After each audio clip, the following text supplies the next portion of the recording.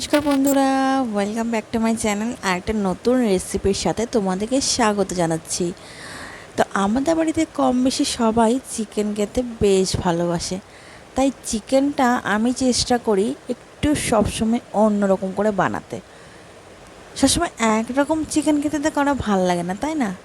তাই ডেলি ওই এক রকম চিকেনের টেস্ট যদি মাঝে মাঝে একটু বদলানো যায় তাহলে খেতে মন্দ হয় না। তো আজকে আমি নিয়ে এসেছি আরও একটা নতুন রেসিপি, যেটা হতে চলেছে কাঁচা লঙ্কা মুরগি। তো দেখো, কাঁচা লঙ্কা মুরগির জন্য এখানে আমি বেশ খানিকটা ধনেপাতা নিয়েছি, রসুন নিয়েছি, 4-5টা-6টা কাঁচা লঙ্কা নিয়েছি, 1 ইঞ্চি আদা নিয়েছি, নিয়ে অল্প একটু সর্ষের তেল দিচ্ছি, দিয়ে এটা আমি একটা সুন্দর একটা পেস্ট বানিয়ে নেব। তো দেখো, পেস্টটা বানানো আমার হয়ে গেছে। এবার আমি করব ম্যারিনেশনের জন্য চিকেনটা ভালো করে আমি ধুয়ে নিয়েছি। ধুয়ে নিয়ে এবার চিকেনের উপর যে পেস্টটা আমি করেছি সেটা আমি দিয়ে দেব। দিয়ে এবার আমি এখানে কিছু মশলা অ্যাড করব, ধনে, জিরে, হলুদ গুঁড়ো, লঙ্কার গুঁড়ো আমি এখানে দিলাম না। এখানে অনেকে কিন্তু মশলাটা ইউজই করে না, কিন্তু আমার মনে হলো যে মশলা ইউজ না করলে ঠিক খেতে ভালো লাগবে না, তাই আমি এখানে মশলাটা ইউজ করেছি। মশলাটা ইউজ করতে চাইলে তোমরা ইউজ করো, আর না করতে চাইলে করো না। আর সর্ষের তেল দিয়ে দিয়েছি। দিয়ে এবার এটাকে আমি ম্যারিনেশনের জন্য ছেড়ে দেবো 15 মিনিটের জন্য। তো দেখো, প্যানে আমি সর্ষের তেল গরম করে নিয়েছি, দিয়ে দিলাম 2টো তেজপাতা। দিয়ে এবার আমি পেঁয়াজটাকে ভালো করে ভাজবো। এখানে আমি 2টো বড় সাইজের পেঁয়াজ নিয়েছি।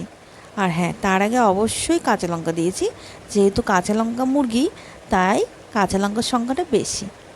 তো যারা লঙ্কা খেতে খুব ভালোবাসো আমাদের মতোই ঝাল ঝাল, তাদের জন্য এই রেসিপিটা একদম পারফেক্ট। সবসময় ওই একঘেয়ে চিকেনের রেসিপির থেকে এটা যেন মুখটা একটু ছাড়ে, জানো তো, আর খেতেও দারুণ লাগে।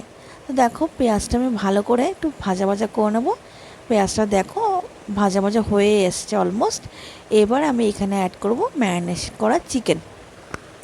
আর কিছুই না, খুবই সিম্পল অ্যান্ড ইজি ওয়েতে তোমরা এরকম একটা অনবদ্য টেস্টি চিকেন সহজেই বাড়িতে বানিয়ে ফেলতে পারো, আর সবাইকে খাইয়ে সবার মন জয় করতে পারো। দেখো, দিয়ে দিলাম এখানে স্বাদ মতো নুনটা দিয়ে, আর কিছুই নেই, আমি এটাকে ঢাকা দিয়ে হতে দেবো কিছুক্ষণ। এখনই আমি জলটা অ্যাড করব না, জলটা আমি পরে অ্যাড করব, কেন কিনা যেহেতু ম্যারিনেশন করে রেখেছিলাম ওখান থেকে অলরেডি জল ছাড়বে, তাই ঢাকা দিয়ে বাস খানিকক্ষণ আমি হতে দেবো। দেখবে, যে কোনো জিনিস একটু নতুনত্ব করে বানালে সবাই বেশ চেটেপুতে খেতে ভালোবাসে।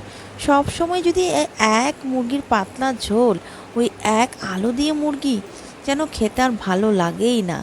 তো দেখো, চিকেনটা অলমোস্ট হয়ে এসছে। এবার আমি এখানে দিয়ে দিলাম জলটা তোমরা তোমাদের হিসেব মতোই অ্যাড করবে, যেহেতু আমি রাইসের সাথে সার্ভ করব, তাই একটু মনে হলো জলটা না দিলে চলছেই না।